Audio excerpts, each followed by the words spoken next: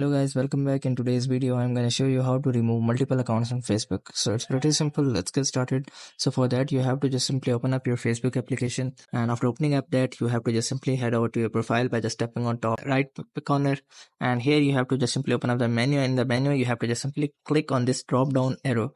So you have to just simply click on it.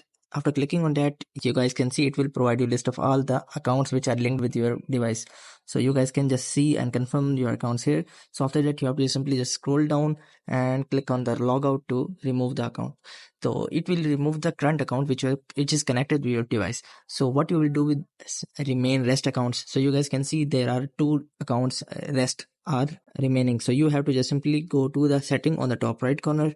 So after tapping on setting you have to just simply select any of the account which you want to remove. So I'm just selecting any of the account. So after that you have to just simply click on remove profile. So you have to just simply click on remove profile and your profile will be removed. And in this way you guys can remove all, or you guys can remove multiple accounts in Facebook. So I hope this method find you well. Do like, share, subscribe. Thank you so much. Bye bye.